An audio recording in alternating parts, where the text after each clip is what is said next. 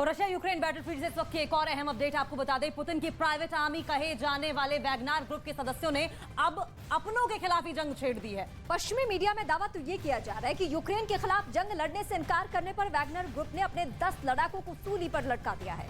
Wagner group ने मुखालफत करने पर सजाए मौत देकर बाकी सदस्यों को डराने की कोशिश की है।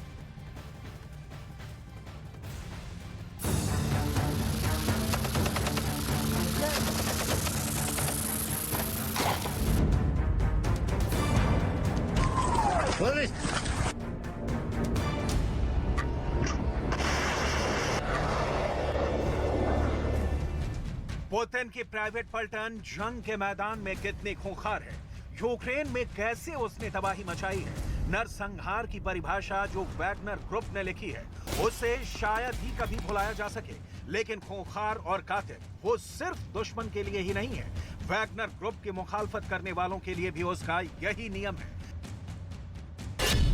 पश्चिमी मीडिया में दावा किया जा रहा है कि वैगनर ग्रुप ने अपने 10 लड़ाकों को मौत के घाट उतार दिया, क्योंकि वैगनर ग्रुप के ये लड़ाके यूक्रेन के खिलाफ जंग करने से मना कर रहे थे। वैगनर ग्रुप यानी पुतिन की जानलेवा, खूंखार और भाड़े के सैनिकों वाली आर्मी। इस ग्रुप के सदस्यों को लेकर दावा किया जाता है कि पुतिन के एक इशारे पर ये दुश्मन को मिट्टी में मिला देते हैं, शहर के शहर बारूद से भर देते हैं और बर्बादी की तस्वीर से हर किसी को सहमा देते हैं। वैगनर ग्रुप का इतिहास क्रूर और खूंखार योद्धाओं वाला रहा है। पश्चिमी मीडिया रिपोर्ट के मुताबिक मारे गए 10 लड़ाकों में से 2 लड़ाके रूस की जेलों में कैदी नहीं थे।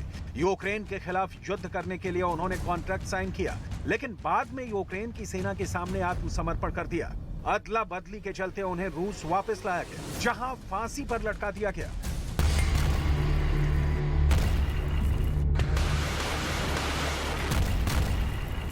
महायुद्ध में रूस के एक इशारे पर मर मिटने वाले वैगनर ग्रुप ने पिछले 10 महीने में पुतिन के लिए वो सब किया जिसकी पुतिन को ख्वाहिश रहती है। घातक हथियारों से यूक्रेन में तबाही मचाई, ज़ेलेंस्की की सेना पर मौत बनकर बरसे और पुतिन के कहने पर मिसाइलों की कमांड पर भी फैसला लिया।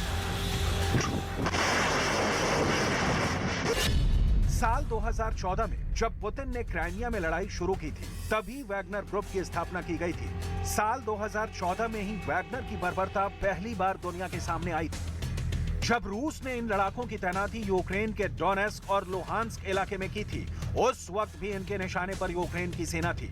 एक अनुमान के मुताबिक रूस का किराए का एक सैनिक 3 महीने में लगभग 10 लाख रूसी रूबल कमा लेता है, यानी भारतीय रुपयों में करीब 10 लाख रुपए।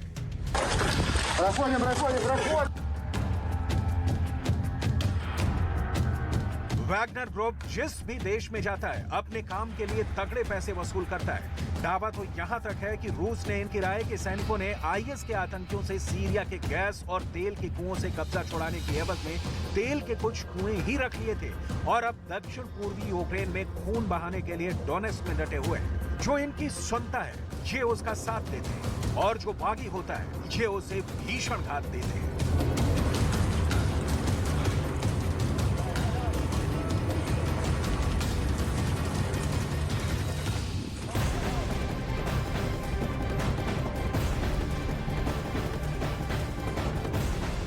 यूक्रेन ने एक बार फिर से रूस के ऊपर बड़ा आरोप लगा दिया है। ये कहा है कि रूस कीव पर एक और बड़े हमले की तैयारी कर रहा है। दावा यह भी किया गया है कि रूस ने इसके लिए 2 लाख सैनिकों को पूरी तरह से तैयार भी कर लिया है, जिससे कि एक बार फिर से यूक्रेन पर संकट के बादल मंडराने लगे हैं, क्योंकि एक दिन पहले ही रूस ने कीव पर ताबड़तोड़ मिसाइल दागी थी।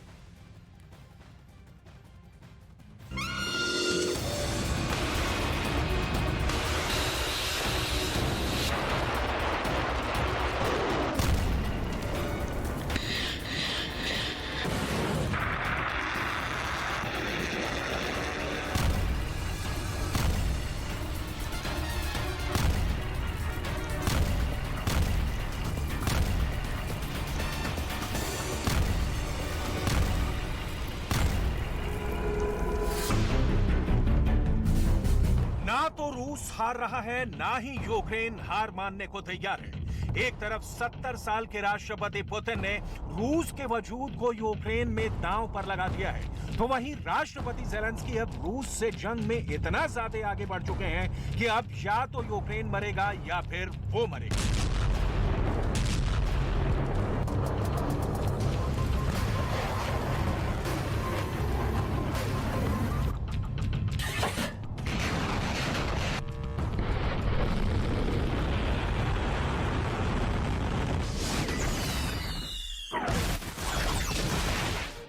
चार करोड़ 10 लाख आबादी वाला यूक्रेन लगभग 300 दिन से या कहें कि 10 महीने से रूस का मुकाबला कर रहा है, लेकिन लगता है कि अब यूक्रेन को पुतिन पूरी तरह से तबाह कर देंगे, वो भी 100 दिन में।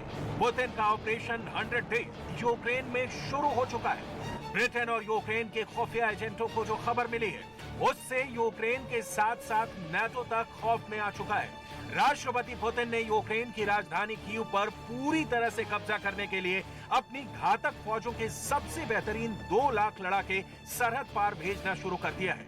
रूस यूक्रेन सीमा पर रूस की 2 लाख फौज की खबर साबित करती है कि पुतिन पूरे यूक्रेन पर कब्जा करने जा रहे हैं और इसके लिए क्रिसमस से 100 दिन तक रूस यूक्रेन के सभी सैन्य ठिकानों पर बेहद जबरदस्त फौजी हमले करेगा।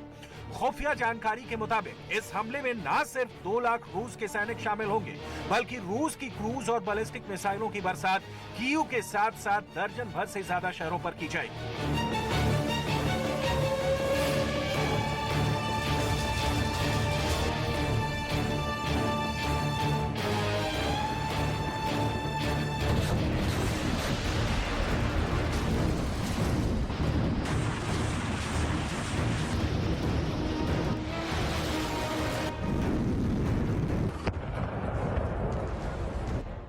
यूक्रेन में मॉस्को से मौत आ रही है। पुतिन और उनके टॉप कमांडर्स ने जंग के 10 महीने में यूक्रेन की एक एक युद्ध नीति और रणनीति को अच्छी तरह से डिकोड कर लिया है। इसीलिए दिसंबर में ही रूस जहां कीव पर अपनी घातक मिसाइलों से खौफनाक हमले कर रहा है, तो वहीं यूक्रेन के बखमूत शहर को पूरी तरह से बर्बाद करने पर तुला हुआ है। यूक्रेन की सेना के commander in chief general Valery Zaluzhny ने तो डंके की चोट पर कहा है कि रूसी लगभग 2 लाख नए सैनिकों को तैयार कर रहे हैं। रूस हमला करने के लिए 100% तैयार हो रहा है।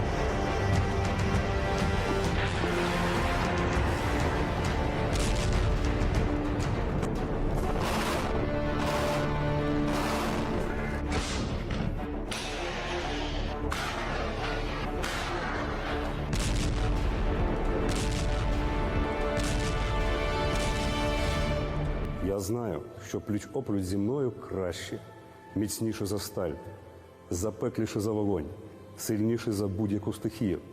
Серця українських воїнів б'ються в унісон із серцями мільйонів співгромадян і всіх волелюбних людей світу. रूस के ऑपरेशन 100 डेज से यूक्रेन और अमेरिका इतना ज्यादा क्यों घबराए हुए हैं, इसे भी आप जरा समझ लीजिए। इस वक्त यूक्रेन में भीषण ठंड पड़ रही है। जबरदस्त बर्फबारी में रूस की फौजों को लड़ने में महारत हासिल है। इधर यूक्रेन के साथ दिक्कत यह है कि जो हथियार और मिसाइलें अमेरिका, ब्रिटेन समेत नाटो के 30 देशों से मिलने वाली थी, वो बेहद कम संख्या में धीमी रफ्तार से पहुंच रही हैं।